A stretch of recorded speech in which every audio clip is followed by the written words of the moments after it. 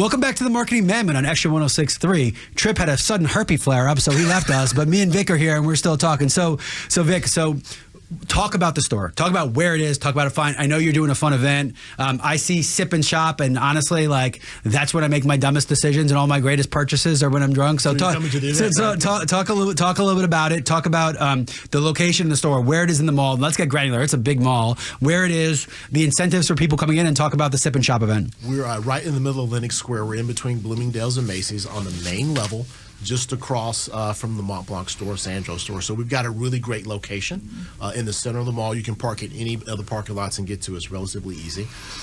We've been in Lenox. We opened October 12th, so we're coming up on our second month in the mall. So it's a really fun time to be a part of this brand and be part of Grand Seiko and Reed's Jewelers. So. Yeah, love it. And look, this is what I tell people. If you're shopping and you're bored and you're overwhelmed, this is a tranquil space. Go enjoy yourself. I love it. I mean, there's something about, right, like, and we'll talk about what Macy's went wrong, and I don't want to bash them, but you walk into a Macy's and it looks like someone took a grenade, threw it in the middle, and the clothes just fall wherever they do, and that's it. It's not a good experience. It's nerve-wracking. It's like, I can't find what I want. You walk into Grand Seiko, and again, that influence from Japan is abundantly there, but it is calming. You open with the Heritage Collection, so you're not overwhelming them with the sport models, right? It's the Heritage. You come in, everything's nice and tame. The pictures are easy, clean, white lines.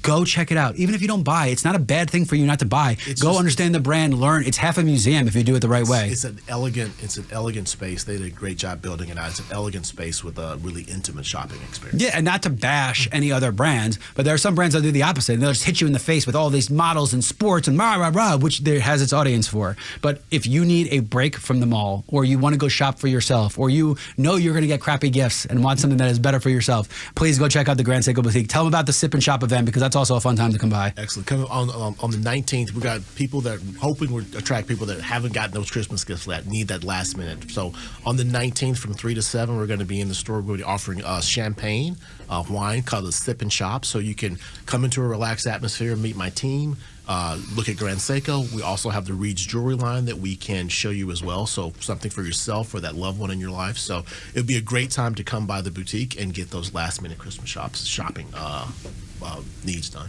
Love it, dude. I absolutely love it. I think you have given reasons to go into the boutique, because I think that's an issue. I think that you know what your fan base is, and it is much bigger than people think it is. You've covered that you guys punch above your weight, which I think is a really important thing. And again, without naming other brands, the quality of the watches are much higher than some that cost 2 to 3 times as more. And again, I will not name brands. Right.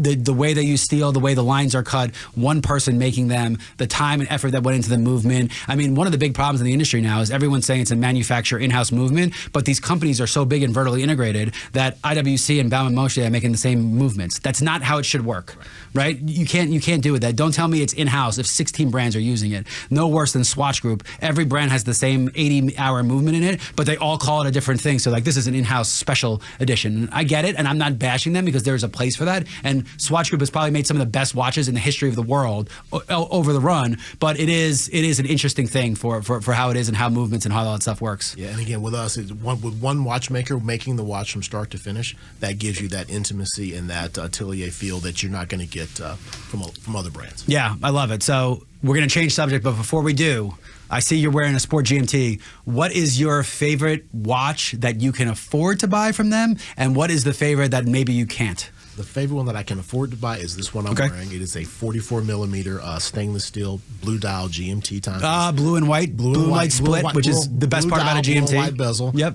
And second time zone, the high beat movement. Yep. So, and it's got a 3-day power reserve. So love it. If I'm going to play golf for a couple days and don't want to damage this one, I'll leave this on the counter, come back, and it's on time. So love it. That's one that I love. Let me throw in mine that I can't get, and then you go. Okay. The one that I love the most, my favorite one that I ever saw was the Nissan, the special edition one. Yes. It was similar to that, except it was a much bigger chronograph and more white in it. But it was, I think it was celebrating the GT. It was some kind of very limited edition, but just the most gorgeous, gigantic. Like, it's gaudy. I'm not gonna lie, but if you're gonna spend that much money, people should see it from afar. One of my friends and golfing buddies, when we opened, called me, tried to get that timepiece, and I can't get it. They didn't make a lot of them. They did it on purpose. It was because, again, look, Nissan is a brand that has botched a lot of things. So the fact that Grand Seiko did this, I'm sure they were like, let's make this a limited edition. But it's still highly sought after. Gorgeous.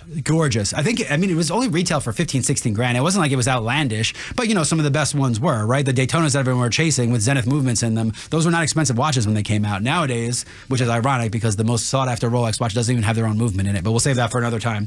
All right, what about you? What's the one you oh my goodness, I need this. It's in our masterpiece collection. Okay. It's a beautiful 44 millimeter on a white birch dial with a black alligator strap.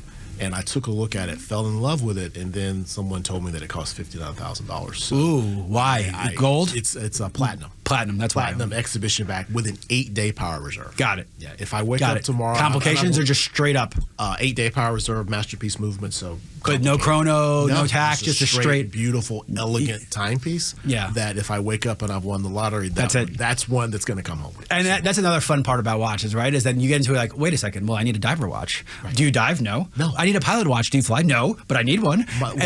Whenever this goes in the pool with me, I'm going to be walking around with my hand up. I'm not going to submerge it. The best part, it's got 200 meters water resistance. Is what they forget is the dress watch. They forget that you don't need a chrono if you're sitting in a black tie event. It looks ridiculous to wear a 16 millimeter thick watch under a tuxedo. So they forget the dress watch, and then I think you age into the dress watch, and that is where my head is at now. I'm looking. I want one because that is just, you're not going to wear it every day, but it has that special spot for when you really got to blow somebody away. And the worst part is 1 in 50,000 people will even know what it is, but the ones that do. It's like you're in the club. People know. No.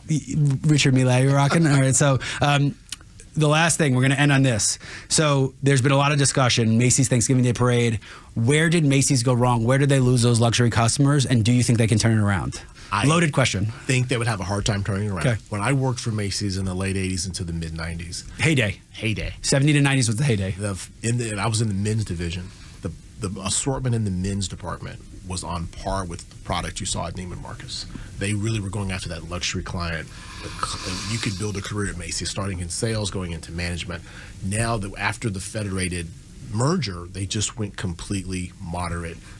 But I heard it was because they screwed the buyers from those brands so bad, and they tried to use purchasing power that they priced even Nike left. I mean, they priced everyone out because people were like, on your terms, it doesn't make sense for us to do business with you. And they would charge those brands for certain space on the floor. It's like you want to charge Guess or Nike to pay for space when they're driving this part of your business. And they all went through consolidation. I mean, there's one brand that owns Tommy Hilfiger, every one of those people. You think Kate Spade's still involved in this stuff? I mean, these people are so far removed that they've, to a certain extent, there's a couple that have done a really good job. And look, the watch space is a different beast, right? Fifth Avenue, I grew up in New York City, used to be clothing stores and housewares.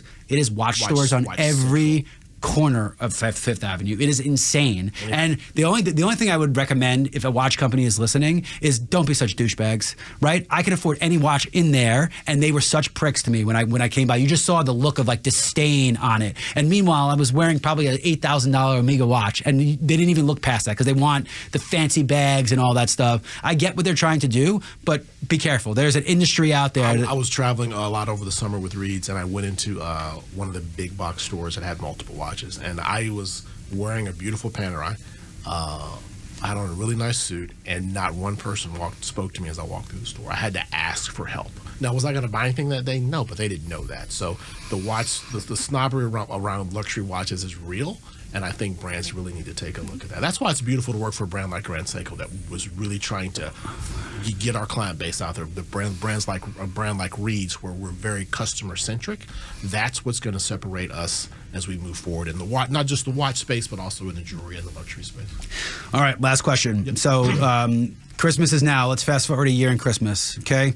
So what does the clientele look like? What changes about the store? Are there anything that you've seen that you need to change, or are we just a straight operation, set it, forget it? What do you see the next year look like, next Christmas look like? I think it's going to be great because we're getting the brand, both Reed's and Grand's. Reed's was in the Atlanta market years ago, so we're back. And Grand Seiko is new to the market. So I'm really excited about the next 12 months because we've opened up just kind of quietly, advertising starting with us today.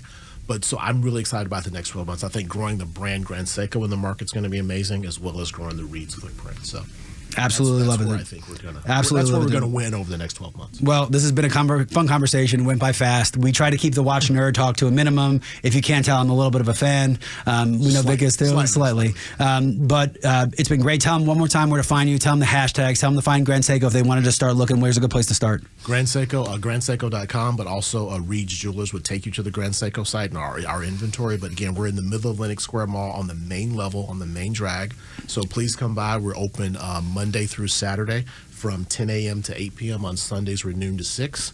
We have a fun event coming up on December 19th, a sip and shop from 3 to 7. So come by, have a nice glass of wine, glass of champagne, Japanese whiskey or Japanese beer, and we'd love to show you the store and show you around. So that's awesome. Looking forward to seeing you, and thank you for having me out today. Well, thanks, Vic. I appreciate it. You've been listening to Marketing MadMen at Extra 106.3, and we will catch you next week.